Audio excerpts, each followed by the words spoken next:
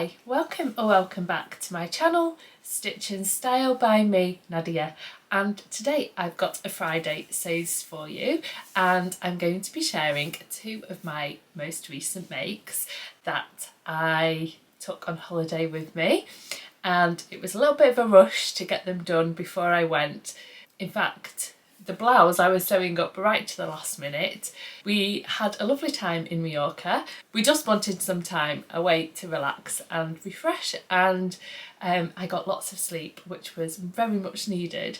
So I'm coming back full of energy and enthusiasm for getting on and doing some sewing. If you've been following me on Instagram, you'll have seen both of my makes, but hopefully you'll find it interesting if I talk a little bit about the details of them.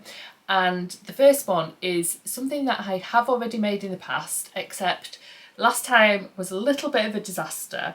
It was a little bit too big for me, and it was also, I got a nick in it, which I repaired, but I was so disappointed, and I wanted to make myself a version that fitted me better and obviously didn't have the little hole in it. And yeah, and here it is. So it's the Saltwater slip dress by Friday Pattern Company, which is very size inclusive and it goes up to 7X. I made it in this Cupro material, which is from Rainbow Fabrics, and it's lovely and light material. You can see there how it's very light and breathable and airy. So even though it's black in colour, I thought it would be really nice for my holiday. Now they don't have any of this left, and it's got like this texture on it, and you can see it's got all these lines of stitching down it. You can see that. Now it's very difficult to tell the front and the back on this, which ended up in me doing quite a big cutting error when I cut this out. Now I actually cut it out at Izzo Sew Studio, the social day there, which was absolutely fantastic, and it was great to have a nice open space to cut out these big pieces of the Saltwater slip dress, which I obviously have to lengthen being tall. I also had done a few adjustments on this. So I'd lengthened it and I'd also done a sway back adjustment on it. Now I was really debating oversizing before I made my first one, and in the end, having read everything that Chelsea, who is the designer, suggests, I ended up cutting a size large, but it ended up being a bit too big on the top. So I actually, when I opened up the pattern to cut out a new one, I'd actually found that I'd already made some adjustments to the pattern, which was great, so I could just get on then and cut it.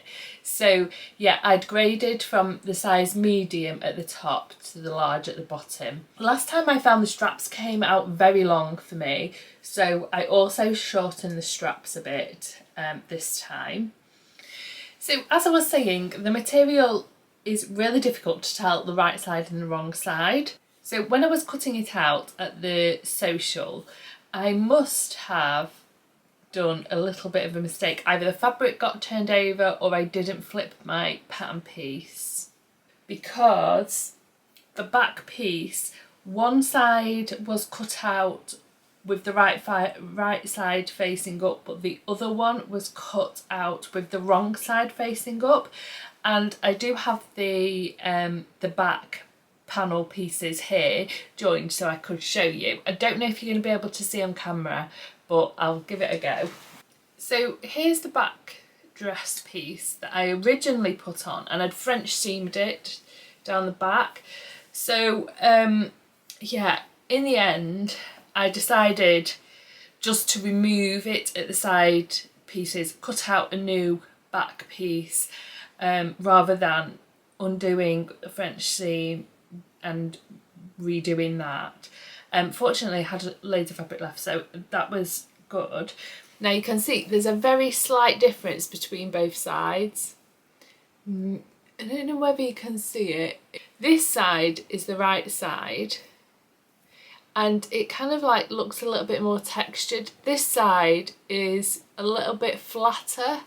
It is a little bit more obvious in real life. Now, when you compare them apart, they look the same, but when you put them together, you can tell that there's a difference, if you understand what I mean. So even though I did think somebody would have to be looking really closely to notice the mistake, I thought I would know about it and I would be conscious about it, and it would affect how I felt about the finished dress. So as I said, I cut out 2 new back pieces and sewed them together. I French seamed them. So I tried this on and I was much happier with the fit of this one, cut out with the medium top grading to the size large at the bottom, and I'll hopefully have put some pictures in so you can see me in the dress and a little video of me. Now, I have done the adjustable straps, but I don't know whether actually I might just be tempted to do them with normal straps. Now I know how long I want them. I have actually just like put a stitch line along there just to hold the slider in place, just because I know that's how long that I want them, and I don't really need to adjust them. I mean, I might do in future, so the option is always there for me to undo the line of stitching and then be able to adjust the straps. Yeah, and I put the little ties on as well, so yeah, I can wrap those round and create some waist definition. The other thing that I need to tell you about this make was, when I did try it on the first time, and I think because I don't know whether when I cut out the back piece that I might have stretched it out. I probably didn't stay stitch it as soon as I had cut it out. So I think that on one side it definitely stretched out a bit, because when I put on the dress, it was sticking out here underneath the arm at the side, and I think, yeah, it was either I'd stretched out at the front or the back, I don't know. It was mainly on one side, so I had to undo the bias binding around the armhole and take it in underneath the arm, so it didn't do that anymore. So yeah, that is one kind of mistake, and it was probably because I had to do a lot of messing around with the back pieces and I was doing it all in a rush and everything, trying to get it finished. So that was the only thing that I had to do where I made a little bit of an error. I don't think you can tell on the finished version, and yeah, it fits me really nicely underneath the arms. Okay, so moving on to the next make, and this is this lovely little blouse. It's the Oriana blouse by Fibre Mood, and I think it's in their latest magazine. I would prefer the magazine if they had seam allowances with them, but it is a little bit of a faff to trace off the pattern and add your seam allowance. So I went for the PDF, and they had an offer on it, and I think I paid about £4.75 for the pattern, which I thought was quite reasonable actually. And yeah, as soon as I saw this little blouse, I thought I absolutely loved the blouse. It's got these really big statement sleeves. It's got a proper collar and collar stand. I don't know if there's an official name, but there's like, the buttons are covered. It's got like a double placket on it, so the underneath one has the buttonholes on, and then this one covers the buttons. So I really wanted to use this Liberty Spanish tiles pattern fabric for a make for my holiday. Ideally, I would have done a test version in a bit of a cheaper fabric. I do have a little bit of Liberty fabric, but I haven't actually sewn with it, and it was good to have the push of having my holiday in Mallorca and wanting to get this Spanish tiles fabric sewn up. So yeah, it was a real push that I needed to actually just cut into some Liberty fabric and make something. And this is the Tana lawn, and it is so light and airy. It makes a lovely blouse. Now, the only issue I really had with this blouse was trying to get it out of the fabric that I had available. So I think I bought 1.5 meters, possibly 2 meters. I think probably 1.5 meters. So and it's clearly directional. So you've got these flowers on that supposed to point up. Now that's cut on the grain. Now the only way that I could find to cut out the 2 pattern pieces at the front on grain and the back pattern piece on the grain was to cut out my sleeves on the cross grain. Now, because the size of the sleeves, it is a fabric hungry pattern, and obviously I wanted to make sure that it was all, the flowers were all facing in kind of an upwards direction. Now, when I came to attach one of the sleeves, the second sleeve, as it would happen, which is always a way, isn't it? I noticed that my sleeves were cut, one way was cut right with the flowers facing up, but the other one was cut with the flowers facing down. Now I had added length to the sleeves because I just wanted to make sure I had enough coverage with them, and so I didn't have any of the fabric left to recut the sleeves. So what I had to do was I had to cut the new sleeve out of the existing pattern piece. I had to turn it upside down and cut it out. Now, in doing that, I had to cut out a much smaller sleeve than the pattern intended, and I had to cut them out slightly off the cross grain in order to get it out, and they weren't perfectly symmetrical. I really just had to do the best with what I had. So even though I'd lengthened the sleeves, they were actually shortened again when I recut the pattern piece. Hope that's all making sense. It's kind of difficult to describe what I did, and I didn't document the process as I was going along. It was just in a race to finish. I know the fibre mood patterns can be a little bit sparse on the instruction side, or maybe even a little bit difficult to understand, but I found everything went together absolutely perfectly, including the collar. And I have a little bit of a struggle with a collar sometimes, but this collar went in perfectly. I'm really happy with the result. So I ended up putting a really small hem on the sleeves just to make sure that I kept as much length as possible after I'd had to shorten them. And I picked purple buttons to go with the top.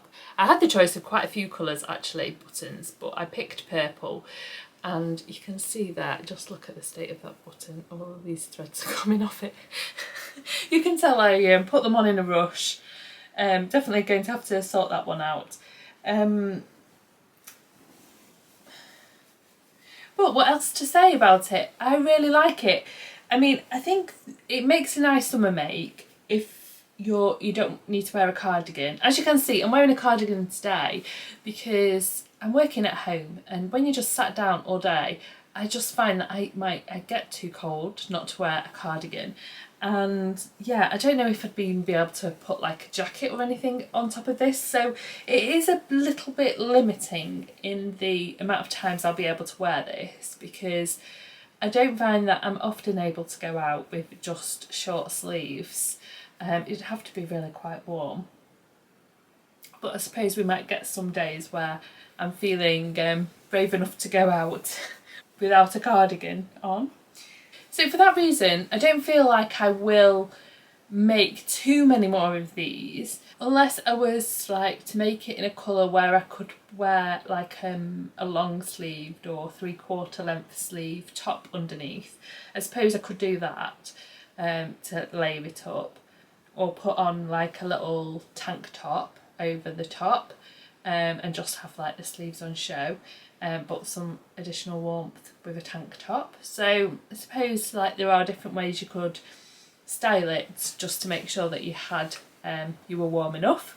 In terms of sizing, I can't really work out what I've done. I think I've printed the medium and the large, and I think I've just cut out a straight size large from what I can tell. And yeah, I don't want it to be too fitted. I wanted to have enough room in it, and I think I cut this blouse, which is the ermine blouse, which is also fibre move pattern, out in size large, and I'm happy with the fit on that, so I probably went for the size large on the Oriana blouse as well. I've just looked at my pattern pieces, and I lengthened the front and back bodice by 2.7 centimetres, and as I said, the sleeves I lengthened but then had to shorten again. Those are the two makes that I wanted to share with you today, and I'm really happy with both of them actually. They're going to make a really nice addition to my summer wardrobe. I have started on my next project. Well, I have actually finished it, but I'm not going to share it with you this week. I'll share that with you next week. So I'm just going to go and nip and get the fabric that I bought in Mallorca. We went to this lovely fabric shop in the centre of Palma, and can't remember the name, I'll just put it at the bottom here. They were closing for their siesta, so we got there, and as soon as we got into the shop, the assistant came up to us and said, "Oh, you've only got 15 minutes." I was like, "Oh, okay." So yeah, I was put under a lot of pressure, and I thought I'd be able to get back later in the week, which we didn't manage to, unfortunately. So yeah, they did have a lot of nice fabrics that I wanted, and I was spending a lot of time looking at this fabric that was yarn dyed. It was absolutely beautiful. It was stripy. They had it in a few different colours, and I couldn't decide on a colourway. And some of it was a bit thicker than others. So the colourway that I'd chosen, that was a little bit thicker, but I wanted a little bit of a thinner material, and then I couldn't decide, and we were under too much pressure to make a choice. So I thought, oh well, come back later in the week and and decide about that, me think about it, and then come back and purchase it. But we didn't get back to the shop. The next time we went to Palma, we were in a rush to make a dinner reservation. So anyway, it just didn't work out that I got back in. Now, the only thing that I saw that I was definitely sure I liked the colour and everything about it was this black and white. It's like a ditzy floral, which I love a ditzy floral fabric, and you know, you can't go wrong, well, as far as I'm concerned, with black and white. And it's like the same on both sides. There's definitely a right and a wrong side. This is the wrong side actually. That's the right side, and you can see it's got the texture in it of a seersucker. So I asked for the fabric composition, and it's 100% cotton, and I got 4 meters of this because I find that sometimes 3 meters isn't quite enough, because I do like long sleeves and I do like a long maxi dress, and yeah, it's a push to get one that fits me with long sleeves and a maxi out of 3 meters. So I thought I'd buy 4 meters, and if I created a shorter dress or whatever, or one with shorter sleeves, then I can always use the rest to make a little top. So yeah, I got plenty of that fabric, and that was my only fabric purchase in Mallorca, aside from online. Now, I did have to get a little bit of fabric for the So Fruity challenge, so I'm looking forward to that arriving, and yeah, I've got some exciting plans for that fabric. Well, I think they're exciting anyway, and it's something a little bit different. I don't think I would have chosen it if it wasn't for the So Fruity challenge, so I'm hoping that this is really going to push me out of my comfort zone and maybe create something a little bit different to what I'd usually make. But I think that's exciting as well, and I'm really tempted as well to make the Mabel dress, but I thought, oh, you've probably seen the Northern Soul Sisters, they're doing a little bit of a Mabel challenge, and I'm really excited to see what Ruan and Tamlin make as part of their challenge set by Rachel. So I thought, oh, do you know what, I'm just going to hold on and see what they come up with, and hopefully that will inspire me to make a Mabel. Thanks so much for joining me today. I really appreciate all your likes, comments and subscribes. Yeah, it really does mean a lot to me, and I'll see you next time. Bye!